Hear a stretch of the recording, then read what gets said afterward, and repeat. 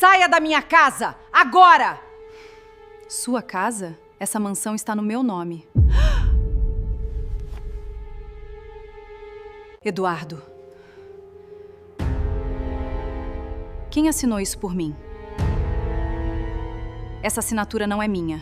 Ela é falsa. A manhã em que Beatriz Cavalcante percebeu que ia perder a casa começou com um copo de suco de laranja. Ela estava na cozinha, descalça no piso frio de mármore que ela mesma tinha escolhido 2 anos atrás num showroom em Pinheiros, quando ouviu os passos da sogra no corredor. Passos de quem não mora lá, mas anda como se morasse. Passos de quem sempre andou assim. Você não devia estar saindo para trabalhar?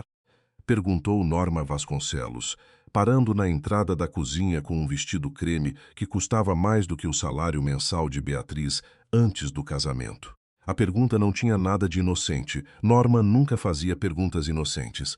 Beatriz pousou o copo na bancada. O turno só começa às 10. Ah, certo. Norma olhou para o suco, depois para a filha. Não a filha dela, nunca a filha dela. Eu precisava te falar de uma coisa. Beatriz tinha aprendido, nos 3 anos de casada com Eduardo, que quando Norma dizia que precisava falar de uma coisa, era porque já tinha feito a coisa e só estava avisando por educação mínima, não por consideração, por encenação. O que foi, Norma? A mulher entrou na cozinha, passou os dedos na borda da ilha central como se estivesse inspecionando poeira que não existia, e ficou de costas por um segundo antes de virar. Eu conversei com Eduardo ontem à noite, sobre a situação da mansão. A situação, repetiu Beatriz, devagar. Essa casa foi comprada com o dinheiro da família Vasconcelos. Você sabe disso. Sempre soube. Beatriz não disse nada. Eduardo concorda que, com tudo o que está acontecendo, o mais sensato seria você encontrar um lugar seu. Norma fez uma pausa curta, decorativa. Você tem família em Campinas, né? Sua mãe está lá. Então era isso. 3 anos morando nessa mansão em Jardins, 3 anos cuidando de uma casa que tinha 5 quartos e jardim com piscina e um quarto de hóspedes permanentemente ocupado pela própria sogra. 3 anos ouvindo que não era boa o suficiente, não era da família certa, não tinha o nome certo, não tinha o sangue certo. E no fim era assim, um papo antes do suco de laranja acabar esquentar. Essa casa, disse Beatriz, com uma calma que custou caro, está no meu nome, Norma sorriu. Era o tipo de sorriso que não chegava nos olhos, que ficava só na boca como uma palavra bonita dita sem intenção. Por enquanto, minha querida. Eduardo apareceu às 9h30 com a gravata ainda por fazer e a expressão de homem que dormiu mal porque a consciência não o deixou dormir bem. Ele tinha 36 anos, cabelo escuro, a mesma sobrancelha fechada do pai que Beatriz tinha visto em foto e um jeito de entrar nos ambientes como se estivesse sempre se preparando para enfrentar algo. Naquela manhã, ele enfrentou a esposa parada no meio da sala com os braços cruzados. Minha mãe falou com você, disse ele. Não era pergunta, ela falou. Ele passou a mão no cabelo. Eu precisava conversar com ela antes, explicar a situação. Que situação, Eduardo? Beatriz deu um passo. Qual é a situação exata que faz sentido eu sair da minha própria casa? Da casa da família, que está no meu nome. Eu vi os documentos. Você me mostrou os documentos quando a gente casou, lembra? Ele abriu a boca, fechou. Olhou para o chão por um segundo. Tem um processo em andamento. Sobre os ativos do grupo. Meu pai está envolvido numa investigação e os advogados recomendam que a gente reorganize a titularidade de alguns imóveis. Beatriz ficou muito quieta. Era o tipo de quieto que precede uma decisão, não uma derrota. E eu sou um ativo a ser reorganizado? Não é assim. Então me explica como é. Ele não explicou. Ficou olhando para ela com aquela expressão que ela conhecia bem, a expressão de homem que quer que a outra pessoa entenda sem que ele precise dizer em voz alta, porque dizer em voz alta tornaria real o que ele estava fazendo. Eduardo Vasconcelos era especialista nisso, em fazer coisas sem dizê-las. Beatriz foi trabalhar às 10 em ponto. Ela era arquiteta. Não a arquiteta de mansões que a sogra imaginava que ela deveria ser, não a arquiteta de reforma de apartamento de ricaço em Itaim. Ela trabalhava num escritório de arquitetura social em Pinheiros, projetos de habitação, requalificação de espaços públicos, coisas que Norma Vasconcelos chamava de esse trabalho de voluntário com aquele sorriso de boca só. Beatriz ganhava bem. Não bem como os Vasconcelos chamavam de bem, mas bem o suficiente para saber que não ia acabar na casa da mãe em Campinas. No escritório, sua sócia Cláudia estava com o celular na mão e uma expressão de má notícia. Cláudia tinha 42 anos, cabelo curtíssimo e a capacidade de transmitir informação ruim com uma eficiência que Beatriz sempre achou perturbadora. Eu vi no site de notícias, disse Cláudia antes de Beatriz tirar o casaco. O grupo Vasconcelos. Tá feio. Beatriz pendurou o casaco. Quanto feio? A investigação é da Receita. Subfaturamento em contrato com prefeitura. Eles estão bloqueando ativos preventivamente. O mármore frio da manhã ainda estava nos pés de Beatriz. Não literalmente, mas daquele jeito que certas manhãs grudam. Por isso ela quer a casa. Quem? A sogra. Beatriz ligou o computador. Se a casa for para mim antes do bloqueio, não entra no espólio do processo. Cláudia ficou quieta por um segundo. Isso é mais inteligente do que eu esperava dela. Ela é inteligente. Ela sempre foi inteligente. Eu só nunca estava prestando atenção no lugar certo. O telefone de Beatriz vibrou. Era Eduardo. Ela deixou tocar. Vibrou de novo. Número desconhecido. Ela pegou dessa vez. Senhora Beatriz Cavalcante, disse uma voz de mulher seca e profissional. Meu nome é doutora Fernanda Luz, sou advogada. Recebi uma indicação do senhor Hélio Moraes, que disse que a senhora pode precisar de orientação jurídica urgente. Beatriz não conhecia nenhum Hélio Moraes. Quem te indicou meu número? Seria mais conveniente conversarmos pessoalmente. Uma pausa curta, antes que o processo de transferência de titularidade seja protocolado. Beatriz olhou para o computador que estava ligando. Depois olhou pela janela do escritório, a rua de Pinheiros com o sol da manhã batendo nos prédios antigos. Ela tinha 3 anos de casamento. Uma casa no nome dela, uma sogra que tinha planejado esse dia antes de ela acordar, e um marido que tinha dormido mal por consciência, mas ia fazer do mesmo jeito. Que horas você pode me receber? Perguntou Beatriz. Elas se encontraram num café na Consolação às 11h30. A doutora Fernanda Luz tinha uns 50 anos, cabelo grisalho preso e uma pasta de couro que parecia ter visto outros processos. Ela pediu café sem açúcar e foi direto ao ponto antes que o café chegasse. O Grupo Vasconcelos está com 40% dos ativos em risco de bloqueio judicial. Isso inclui 3 imóveis residenciais, 2 comerciais e uma série de participações societárias. Fernanda abriu uma aba no tablet. A mansão em Jardins foi transferida para o nome da senhora há 3 anos, quando o senhor Eduardo Vasconcelos casou. Mas essa transferência tem um detalhe. Beatriz esperou. O instrumento de transferência tem uma cláusula de reversão em caso de dissolução do vínculo conjugal. A casa volta para os Vasconcelos se o casamento acabar. Eu nunca assinei nada com essa cláusula. Fernanda virou o tablet. A senhora não. Mas o contrato foi registrado com uma assinatura que o cartório reconheceu como sua. Beatriz olhou para o documento na tela. Era um papel que ela nunca tinha visto, com a assinatura dela que ela nunca tinha dado. O café chegou. Ela não tocou. Isso é falsificação de documento, disse ela, com uma voz que não tremia só porque ela não deixou. É, confirmou Fernanda. E é por isso que o senhor Hélio Moraes me indicou para a senhora. Ele tem interesse em que isso venha à tona. Quem é Hélio Moraes? A advogada fechou o tablet. Ele é irmão do pai de Eduardo Vasconcelos, tio-avô do seu marido. Uma pausa.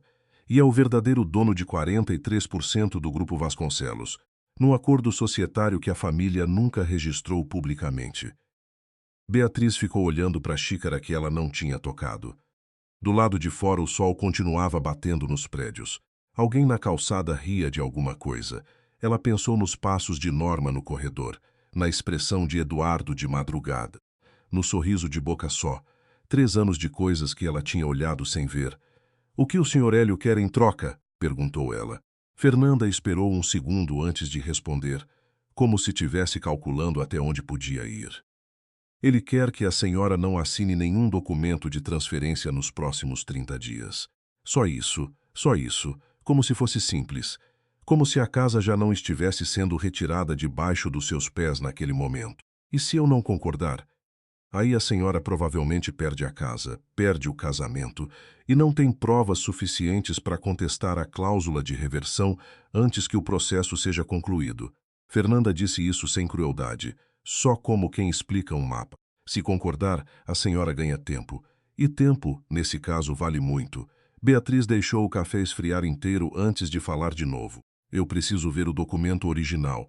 O que tem minha assinatura falsa? Eu posso arranjar isso. E eu preciso saber exatamente quem registrou esse documento no cartório e quando.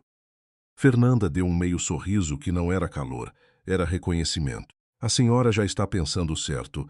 Beatriz foi embora do café às 12h30. Não ligou para Eduardo, não ligou para a mãe em Campinas. Ligou para Cláudia e pediu que deixasse o escritório para ela naquela tarde, que ela precisava pensar. Cláudia não perguntou nada. Só disse tá e desligou. Na volta para Jardins, Beatriz ficou no carro estacionado na frente da mansão por quase 10 minutos. Era uma casa grande, de fachada de pedra-canga, e jardim na frente com o ipê amarelo que ela tinha plantado no primeiro ano. A casa que tinha o nome dela. A casa que tinha uma cláusula que ela nunca assinou. A casa que a sogra queria de volta como se sempre tivesse sido dela. Ela entrou. Norma estava na sala com um tablet, trocando e-mails com alguém, e levantou os olhos quando Beatriz entrou. Você voltou cedo. Eu moro aqui, disse Beatriz, sem parar.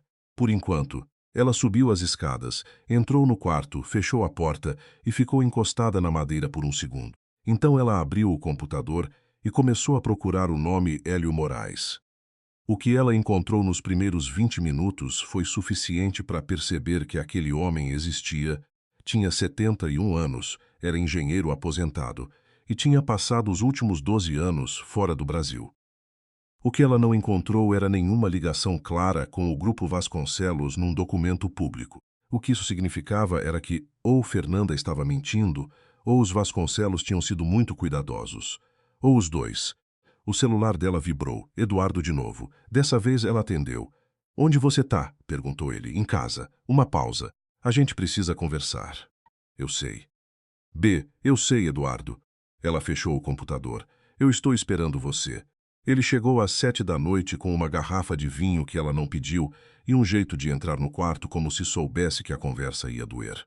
Beatriz estava sentada na poltrona de leitura, de frente para a janela que dava para o jardim.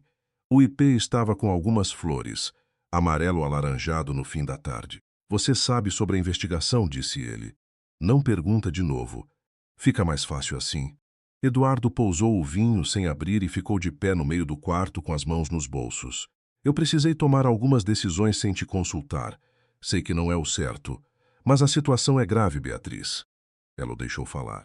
Ele falou por uns 4 minutos sobre proteção de ativos, sobre os advogados do grupo, sobre como era temporário, como tudo ia se resolver. Ela ouviu cada palavra. E ouviu também o que ele não disse, que a cláusula existia, que a assinatura estava num documento, que alguém tinha planejado aquilo há mais tempo do que a investigação da Receita existia. Me conta uma coisa, disse ela, quando ele parou.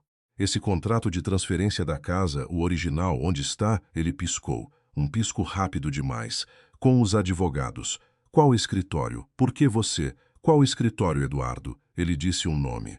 Ela não conhecia o nome. Fez uma nota mental. Eu quero ver o documento.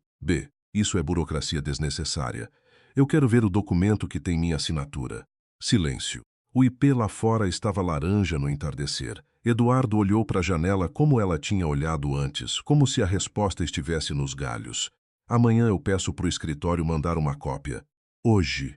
Ele tirou o celular do bolso, digitou alguma coisa, ficou esperando. A resposta chegou rápido demais para um pedido de documento burocrático de fim de expediente. Quando ele virou o telefone para ela, a tela mostrava um PDF. Beatriz olhou o documento. A data de registro era de 2 anos e 8 meses atrás. A assinatura era parecida com a dela, mas não era. Ela devolveu o telefone sem dizer nada sobre a assinatura.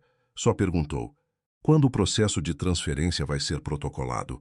Essa semana, provavelmente. Eu precisarei de alguns dias para organizar minhas coisas.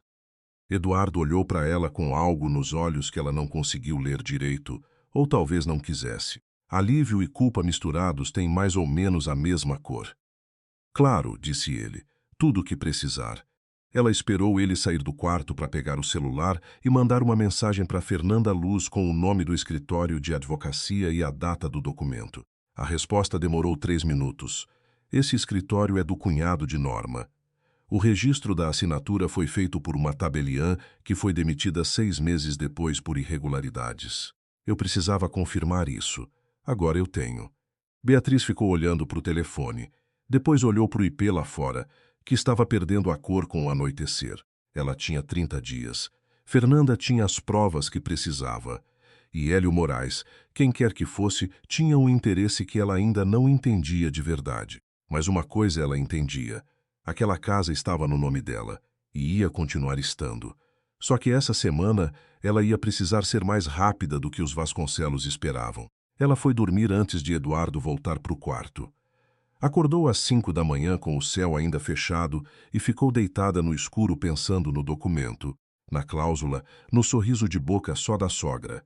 Pensou em todas as vezes que Norma tinha entrado na cozinha como se a casa fosse dela. Pensou que talvez ela nunca tivesse entrado como hóspede. Talvez ela sempre tivesse entrado como proprietária. Às 5h30, Beatriz se levantou, foi para a cozinha e fez o próprio suco de laranja. Dessa vez ela bebeu até o fim, em pé na pia, descalça no mármore frio que ela mesma tinha escolhido. Doutora Fernanda Luz não tinha escritório.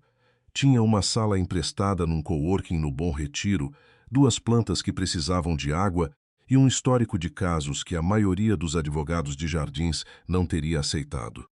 Beatriz chegou às 8h30 com 2 cafés na mão e a expressão de quem dormiu 4 horas e não ia pedir desculpa por isso. O tabelião que registrou o documento se chama Rogério Salles, disse Fernanda, sem preâmbulo, pegando o café. Ele foi demitido em 2022 por irregularidade em 3 registros diferentes. 2 envolviam o mesmo escritório que você me mandou ontem à noite. O escritório do cunhado de Norma. O escritório de Dirceu Vasconcelos, sim. Cunhado por parte do marido de Norma, hoje falecido. Fernanda abriu o laptop. O que eu não sabia ainda e que o Sr. Hélio confirmou para mim esta manhã é que Rogério Salles ainda tem endereço ativo. Ele mora em Santo André. Beatriz segurou o café. Ele pode testemunhar, se quiser. E provavelmente vai querer, porque ele deve muito mais a quem o demitiu do que a quem usou o serviço dele. Fernanda parou na tela. Mas tem um problema. Sempre tinha. Eduardo Vasconcelos protocolou ontem à noite um pedido de tutela antecipada. Ele quer que o imóvel seja reconhecido como bem de família Vasconcelos antes do processo de transferência formal. Fernanda girou o laptop para Beatriz ver. Se o juiz conceder liminar, a casa fica congelada. Nenhuma transferência, nenhum registro, nenhuma movimentação. O que parece bom para você, mas não é. Por quê? Porque se a casa fica congelada como bem da família Vasconcelos, a cláusula de reversão na escritura, a que tem sua assinatura falsa, vira o documento válido de referência. E para contestar uma liminar você precisa de uma ação própria, que leva tempo que você não tem. Beatriz ficou olhando para a tela. A petição tinha sido protocolada às 23h40 da noite anterior, enquanto Eduardo tinha subido para o quarto com ela, enquanto ela tinha achado que ele estava dormindo. Ele mandou do celular, disse ela, mais para si mesma. Provavelmente, enquanto eu estava dormindo do lado. Fernanda não disse nada. Não era o tipo de silêncio que consola. Era o tipo que deixa a realidade pousar sem interferência. Beatriz pousou o café. O que eu preciso fazer? Precisamos de uma ação declaratória de nulidade do instrumento, com o laudo de falsidade da assinatura. Isso exige um perito grafotécnico que eu já acionei, mas o laudo demora no mínimo 5 dias úteis. Fernanda tirou um papel da pasta. E precisamos de uma testemunha que conecte o registro falso ao Dirceu Vasconcelos. Rogério Salles é essa testemunha. Você já falou com ele? Eu precisava saber se você estava dentro antes. Fernanda olhou para ela de um jeito direto que Beatriz apreciou. Porque se você está dentro, eu ligo para ele hoje. E se ele aceitar, a gente entra com a ação até sexta-feira, antes da liminar ser analisada. Beatriz ficou quieta por um momento. Lá do corredor do coworking vinha o barulho de alguém montando uma mesa, um assistente ligando o computador. O dia começando para todo mundo que não tinha problema de tutela antecipada. Ela pensou em Cláudia esperando no escritório. Pensou no IP no jardim. Eu estou dentro, disse ela. Fernanda pegou o celular. Ela saiu de lá às 10 da manhã com uma lista de 3 coisas. Não assinar nada. Não mudar de endereço. E aparecer no escritório de Fernanda na quinta-feira às 9 com os documentos originais do casamento. No caminho para o carro, o celular dela tocou com o nome de Eduardo. Dessa vez ela atendeu no terceiro toque, porque atender no primeiro e aparecer que ela estava esperando, e atender no quarto e aparecer que ela estava evitando. Ela não estava nenhum nem outro. Ela estava calculando. Bom dia, disse ela. Tô tentando te ligar desde cedo. A voz dele estava tensa. Aquela tensão de quem está controlando o volume porque tem outras pessoas no ambiente. Provavelmente o escritório. Provavelmente a mãe. A gente precisa resolver logo a questão da casa. Os advogados precisam de uma posição sua. Que posição? B, você sabe o que está em jogo. Eu sei. Então, ela abriu o carro. Manda para mim o contato do escritório que registrou o documento. Eu quero conversar com eles diretamente. Uma pausa. Não longa. Longa o suficiente. Por que você quer conversar com eles? Porque eu tenho o direito de entender o que estou assinando antes de assinar. Outra pausa. Você não vai precisar assinar nada agora. Então não tem problema eu conversar com os advogados. Ela entrou no carro. Manda o contato. Ela desligou antes que ele respondesse. O contato não chegou. Claro que não chegou. Naquela tarde, Beatriz foi ao cartório do Brooklyn, onde o documento original tinha sido registrado. Não para fazer nada, só para ver. Pediu uma certidão de inteiro teor do registro, que qualquer pessoa pode pedir, pagou R$ 23 e ficou esperando enquanto o funcionário imprimia. Era um cartório de bairro, sem ar-condicionado bom, com ventilador de teto girando devagar. O funcionário tinha uns 25 anos e cara de quem tinha feito aquilo 1000 vezes. Aqui, senhora. Ela olhou o papel. A assinatura dela impressa estava lá. Abaixo a rubrica do tabelião Rogério Salles. Ela dobrou o papel, colocou na bolsa, agradeceu e saiu. Do lado de fora ligou para Fernanda. Tenho a certidão do cartório.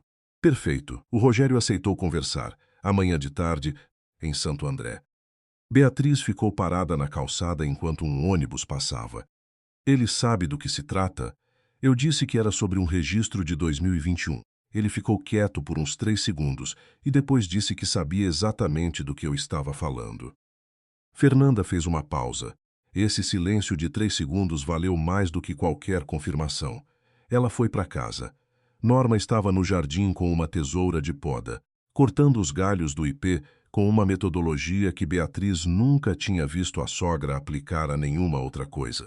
Norma a viu chegar e ergueu a cabeça com um sorriso diferente do de costume, mais suave, como quem já ganhou, mas ainda está sendo gentil por hábito. O Eduardo me disse que você vai precisar de um tempo para se organizar. Se precisar de ajuda com as mudanças, posso indicar uma transportadora que a família usa. Beatriz parou na calçada do jardim. Obrigada, Norma. De nada, querida. Ela entrou sem olhar para trás. Naquela noite, Eduardo ficou até meia-noite no escritório. Beatriz jantou sozinha, arrumou os documentos que precisava e, antes de dormir, ficou olhando para a janela do quarto por um tempo que não conseguiu medir. Havia uma pergunta que ela ainda não tinha resposta. Por que Hélio Moraes queria ajudá-la? A resposta chegou no dia seguinte, em Santo André, numa sala de estar com televisão ligada no volume baixo e um senhor de uns 65 anos que parecia ter envelhecido mais rápido do que deveria.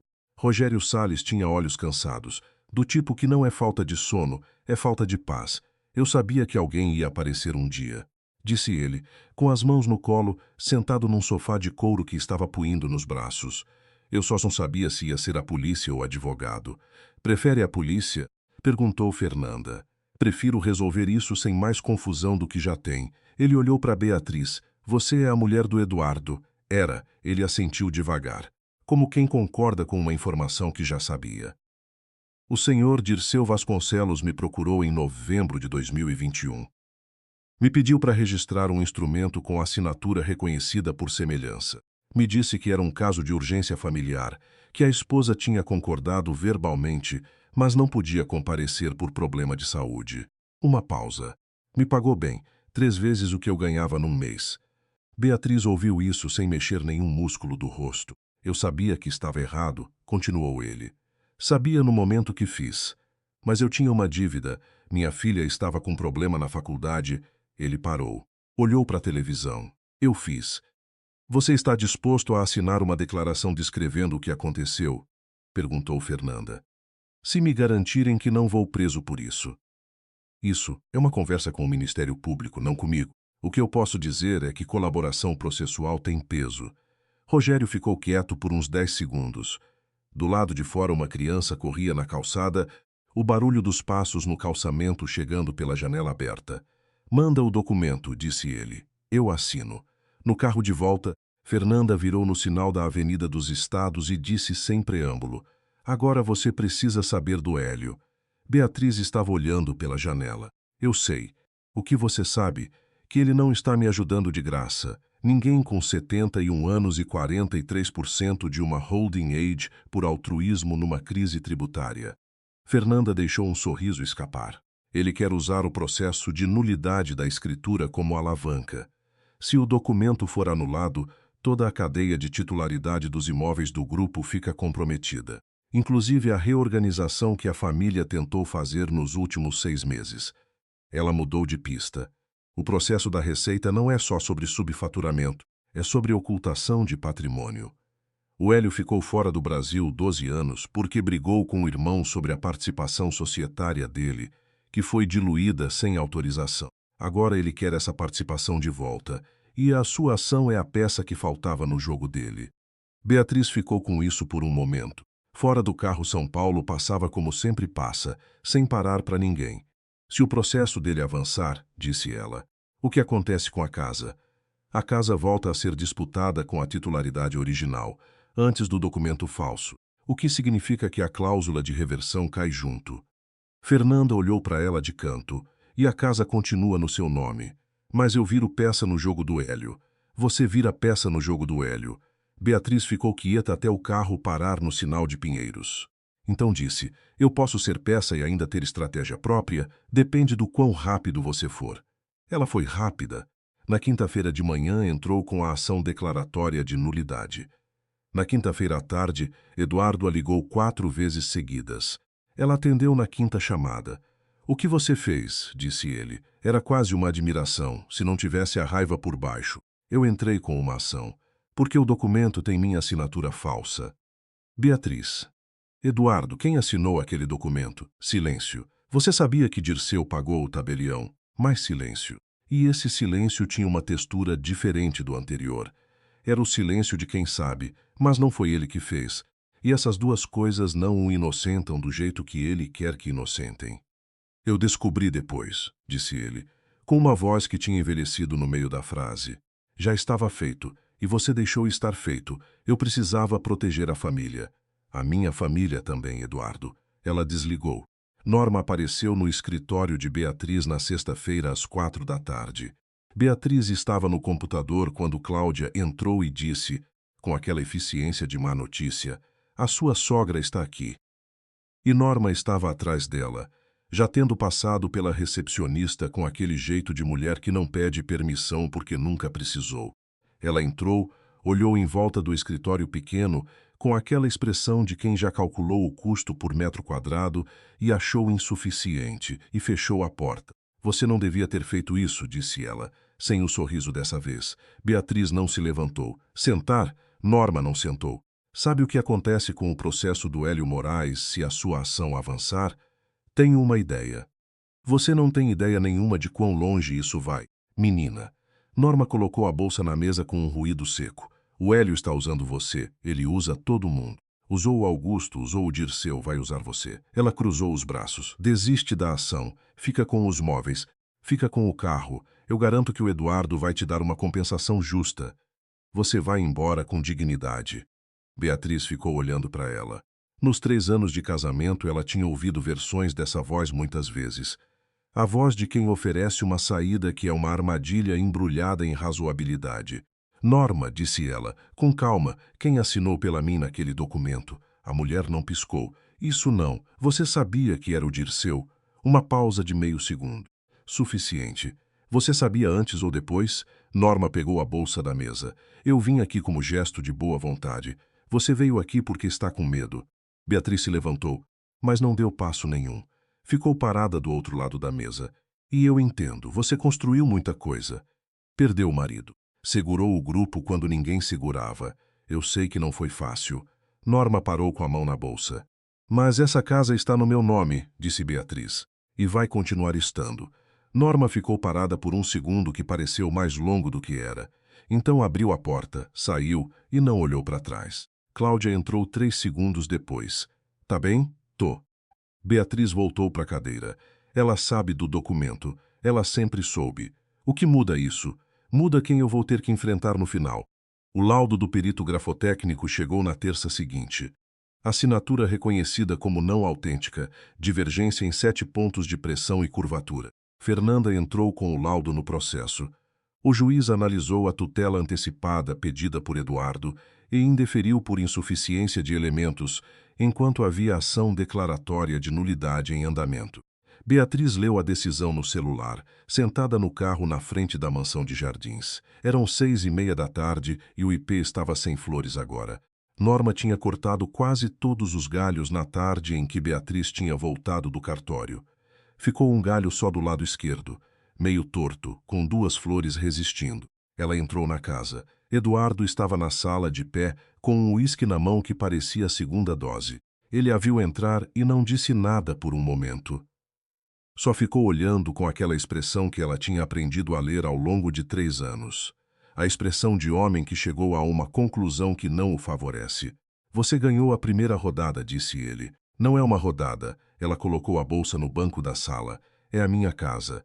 A família tem parte nisso. Com um documento falso, ele tomou um gole. O Dirceu agiu por conta. Eu não pedi. Mas você sabia. Ele parou. Olhou para o uísque. Eu descobri quando já estava registrado. O que eu ia fazer? Ir à polícia contra o meu próprio tio? Ir à polícia não.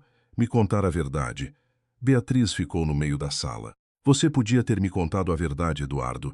Em algum momento dos 2 anos e 8 meses desde que aquele documento foi registrado, você podia ter me contado. Ele não respondeu. Porque não havia resposta que não fosse a verdade que ele não tinha dito. Eu vou dormir no quarto de hóspedes enquanto o processo corre, disse ela. Quando terminar, a gente decide os próximos passos. Que próximos passos? Ela pegou a bolsa, ainda não sei, e foi embora da sala. Hélio Moraes a ligou na quarta-feira de manhã, pela primeira vez desde o começo de tudo. Voz de homem de 70 anos que já negociou muita coisa, pausada, precisa, sem calor desnecessário. A senhora fez bem, disse ele. Eu fiz o que era certo para mim. Naturalmente, uma pausa. Eu gostaria de uma reunião, essa semana, se possível. Antes eu preciso de uma resposta. Beatriz estava no escritório, de pé perto da janela. O senhor sabia do documento antes de me ligar pela primeira vez? Um silêncio de 4 segundos. Eu soube da existência de uma irregularidade no registro. Não dos detalhes. Quando soube, há cerca de 6 meses. Então o senhor esperou o momento certo para usar. Eu esperava o momento em que alguém do lado de dentro estivesse motivado o suficiente para agir. Beatriz olhou pela janela. Pinheiros lá fora. Sol na calçada. Que garantia eu tenho de que o senhor não vai virar contra mim assim que o que ele precisa for resolvido?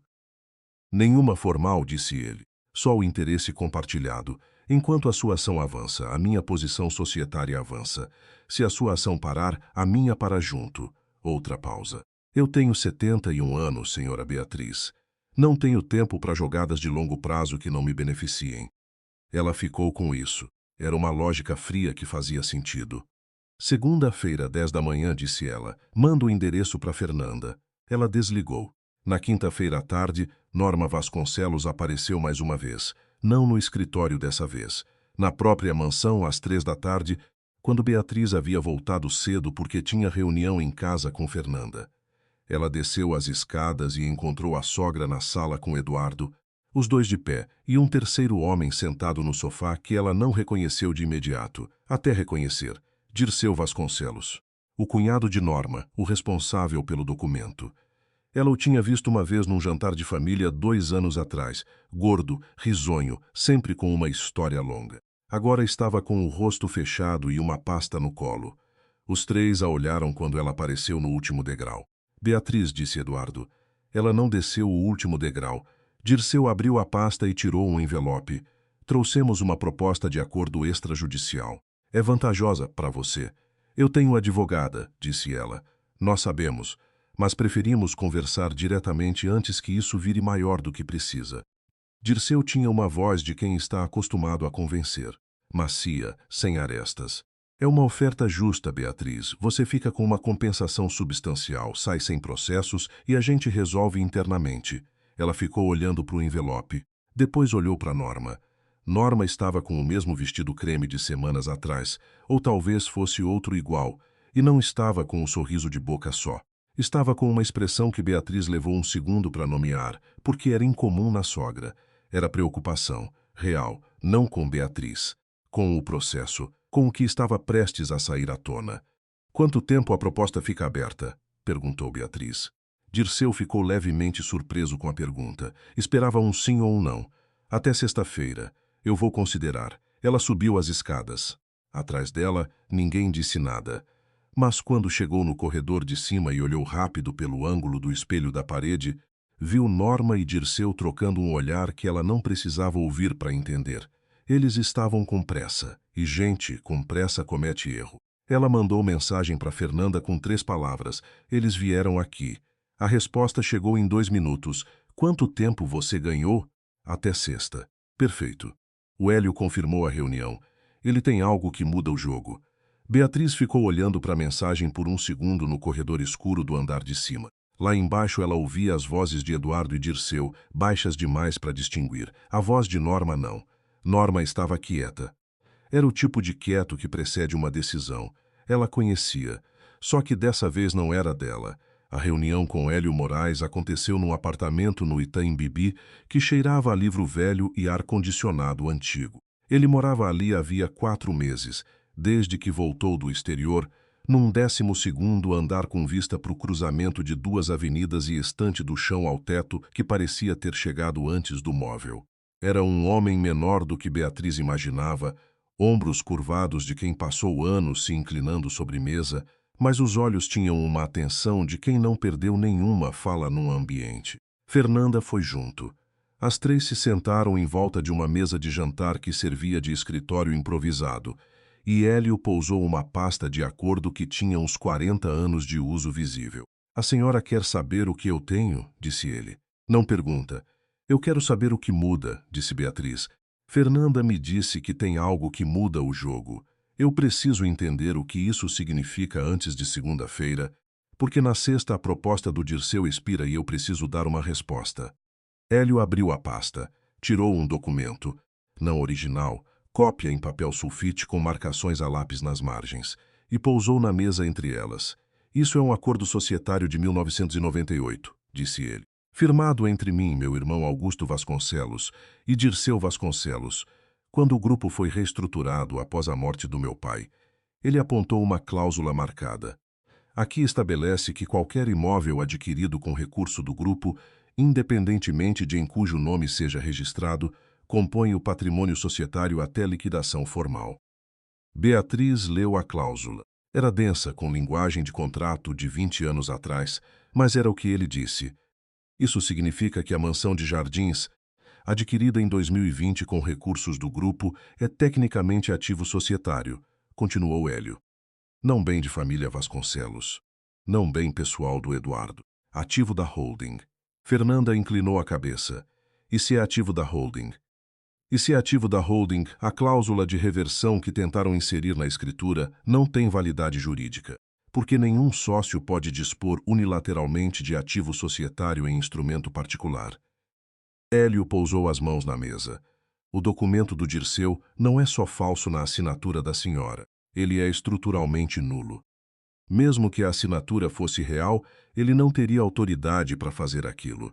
O apartamento ficou quieto por um momento. Lá fora um caminhão passou pesado na avenida. Beatriz olhou para o documento, depois olhou para Hélio. Esse acordo é de 1998. Por que o senhor esperou até agora para usar? Ele não respondeu imediatamente. Cruzou as mãos. Era um gesto de quem está pesando exatamente quanto contar. Porque esse acordo também me obriga. disse ele. Se eu o apresento agora oficialmente, eu reconheço que passei 12 anos fora do Brasil enquanto deveria estar participando das decisões societárias. Isso me expõe também. Uma pausa, mas a investigação da Receita chegou a um ponto em que ficar fora é mais perigoso do que entrar com os documentos certos. Beatriz ficou com isso. Era uma honestidade pouco comum, o tipo que a pessoa oferece não por bondade, mas porque a mentira ficou cara demais. Então o senhor está me ajudando porque precisa do processo da escritura como ponto de entrada para o seu, disse ela. Eu estou ajudando a senhora porque os nossos interesses coincidem neste momento. E depois que coincidirem, cada um segue o próprio. Ela considerou por um segundo. Eu quero esse acordo de 1998, uma cópia autenticada. Eu esperava isso. Ele tirou outra folha da pasta. Já autenticada, já separada. Fernanda pegou a folha. Beatriz ficou olhando para o homem do outro lado da mesa. 71 anos, ombros curvados, apartamento de 4 meses com estante antiga. Um homem que tinha passado 12 anos esperando o momento certo. Uma última pergunta, disse ela. A Norma sabia desse acordo? Hélio ficou muito quieto. Era o tipo de quieto que tem resposta dentro, mas a resposta tem um custo. Norma foi quem me procurou, em 1999, para dizer que o meu irmão Augusto ia diluir minha participação sem minha autorização. Uma pausa. E foi Norma quem, em 2010, me disse que se eu não saísse voluntariamente do país, ia aparecer uma acusação de desvio de recursos contra mim que seria difícil de contestar. Beatriz ficou olhando para ele. Ela expulsou o senhor. Ela protegeu a posição do filho. Ele fechou a pasta e agora está com medo de que eu volte para cobrar. Beatriz saiu do apartamento com o documento na bolsa e um peso diferente do que tinha entrado. Não mais pesado, mas claro. Fernanda desceu com ela no elevador em silêncio e só falou quando chegaram na calçada. Agora você sabe do que a Norma tem medo. Sim, não é só a casa. Não, Beatriz olhou para o cruzamento, os carros, o sinal abrindo. É que o Hélio volta com prova de que ela foi cúmplice na diluição da participação dele. Se o acordo societário vier a público, o nome dela aparece no processo. O que você faz com isso? Beatriz ficou olhando para o semáforo virando verde. Ainda não sei, mas sabia que ia saber antes de sexta-feira. Ela foi para casa. Eduardo não estava. Norma estava no jardim de novo, não com a tesoura dessa vez, só sentada na cadeira de ferro perto do ipê podado, com um chá que devia estar frio, olhando para nada com uma expressão que Beatriz nunca tinha visto nela. Era cansaço. Não o cansaço de um dia ruim, o cansaço de anos de uma coisa que pesou mais do que deveria. Beatriz ficou um segundo na soleira observando antes de sair para o jardim. Sentou na outra cadeira, sem ser chamada. Norma não se moveu. Ficaram quietas por um tempo. O sol da tarde chegava de lado pelo muro. A sombra do ipê sem flores caía comprida na grama.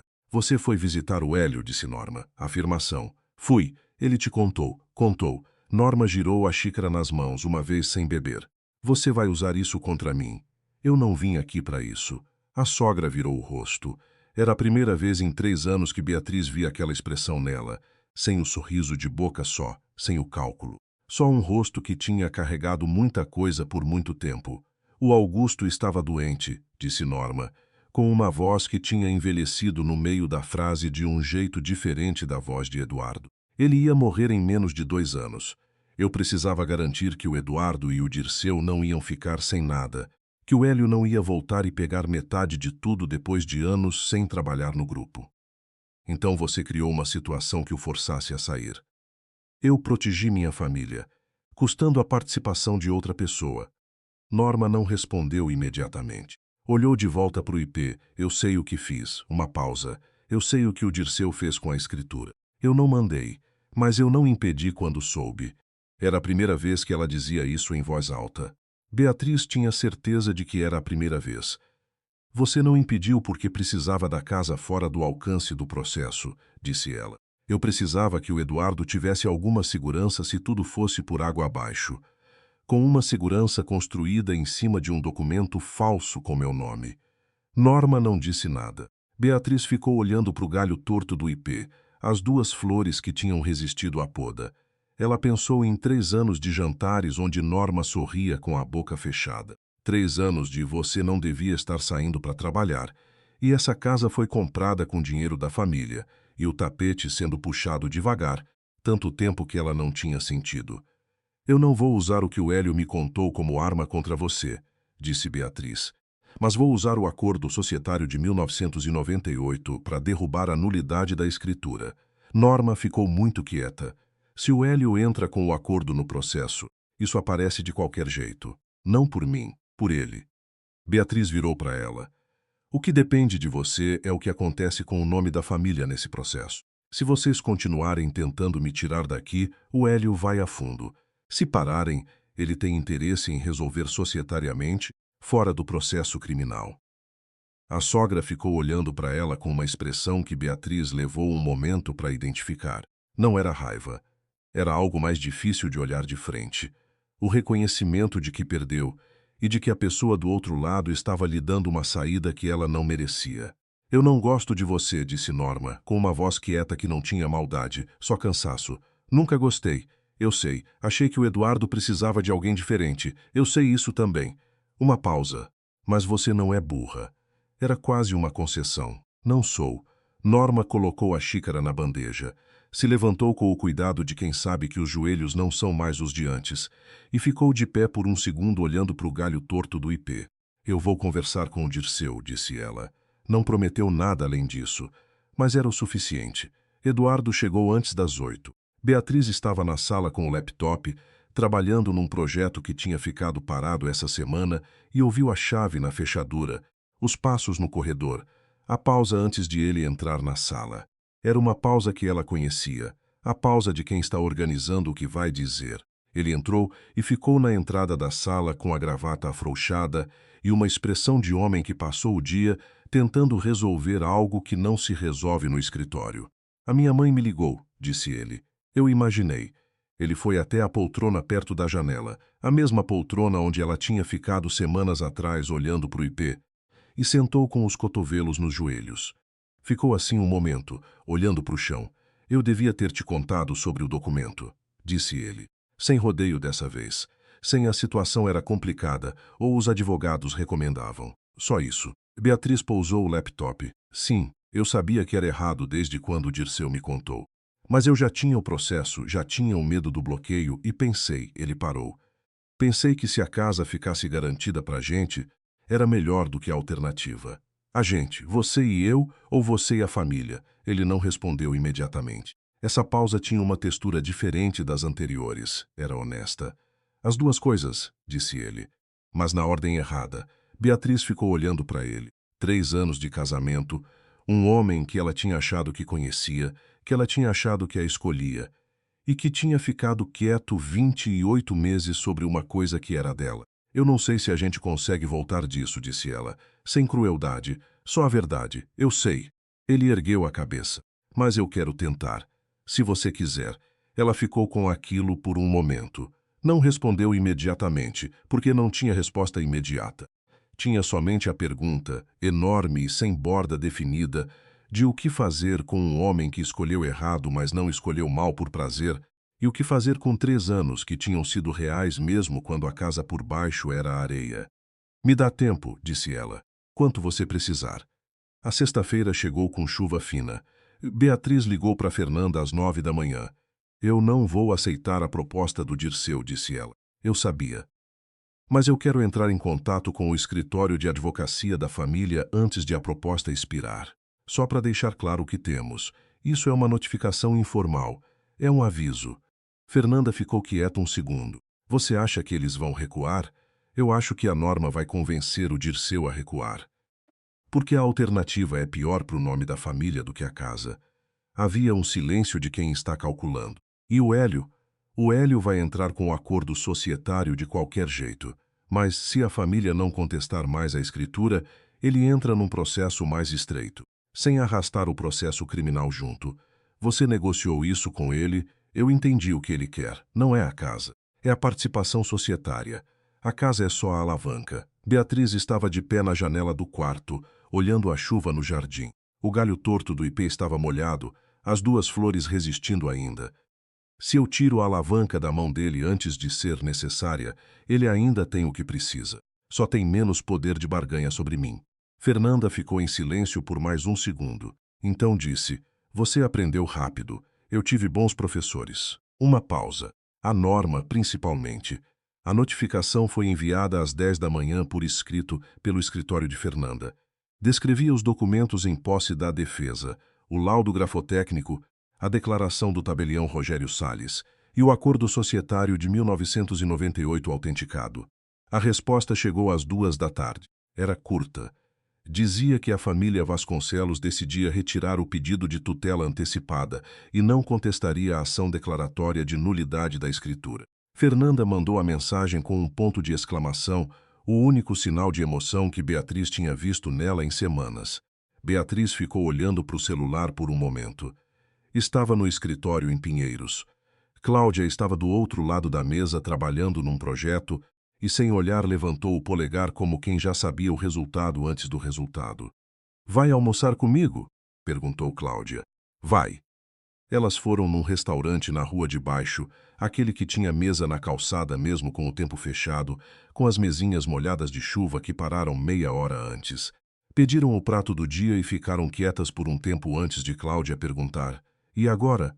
Beatriz olhou para o copo de água. A ação de nulidade corre. O acordo societário do Hélio vai ter o processo dele. A casa fica. E o Eduardo? Uma pausa. Ainda não sei. Cláudia não perguntou mais nada. Era essa a melhor característica de Cláudia. Sabia quando perguntar e quando deixar a resposta existir no próprio espaço. A ação declaratória de nulidade foi julgada procedente 43 dias depois, numa tarde de quinta-feira que Beatriz passou no escritório como qualquer outra quinta-feira. Fernanda ligou às 4. A assinatura foi declarada falsa, o instrumento nulo, a titularidade original mantida. A casa era dela. Não era novidade, sempre tinha sido. Mas havia uma diferença entre saber e ter o papel que dizia. Ela foi para Jardins direto do escritório.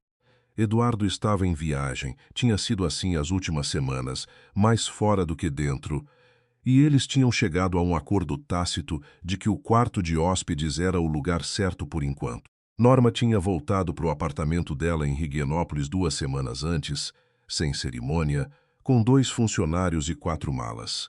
A casa estava quieta quando Beatriz entrou. Grande e quieta, do jeito que às vezes ela detestava e às vezes gostava. O tipo de quieto que pertence só a você. Ela foi direto para o jardim. O ipê estava começando a brotar de novo. Não muito, só as pontas dos galhos novos, aquele verde claro de começo de coisa, até no galho torto que tinha ficado depois da poda de Norma. Ela ficou de pé olhando por um tempo. 3 meses antes ela tinha bebido suco de laranja num piso frio, enquanto a sogra entrava na cozinha como se já fosse proprietária. 3 meses de documentos, advogadas, tabeliões aposentados, acordos de 1998, um tio-avô com 71 anos e uma pasta velha. 3 meses de acordar às 5 da manhã para pensar. O processo do Hélio ainda corria. Ia correr por mais tempo. O nome de Norma apareceu nos autos como era inevitável, mas num escopo mais estreito do que poderia ter sido. Dirceu Vasconcelos tinha um processo próprio pela falsificação. Eduardo tinha sido intimado a depor uma vez, como testemunha, não como réu. Ela não sabia ainda o que ia acontecer com o casamento. Era a única pergunta que não tinha mapa.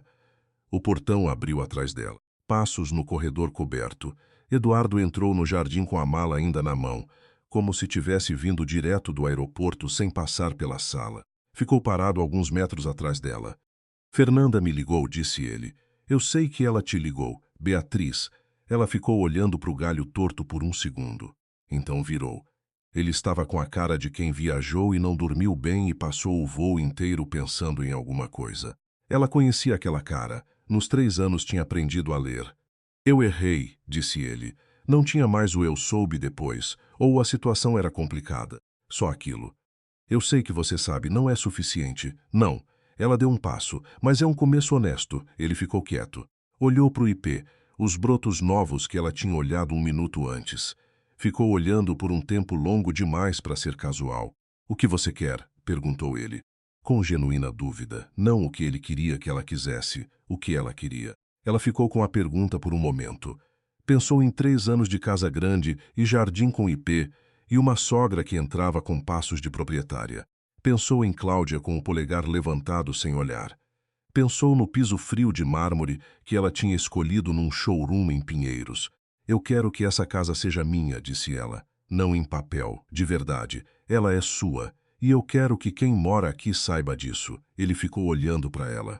A expressão que ela viu não era alívio. Era algo que demorou a chegar e por isso pesava mais. A aceitação de que as coisas tinham que ser do jeito que ela dizia, não porque ela tinha ganhado uma batalha, mas porque era o único jeito que fazia sentido. Eu sei, disse ele. Ficaram os dois no jardim por um tempo, sem falar mais nada que precisasse ser dito. O sol estava baixo, daquele laranja que jardins têm no fim de tarde quando a chuva passou. O galho torto do ipê tinha 2 flores e um broto novo na ponta. O portão estava fechado, a casa estava de pé, e o nome no papel era dela.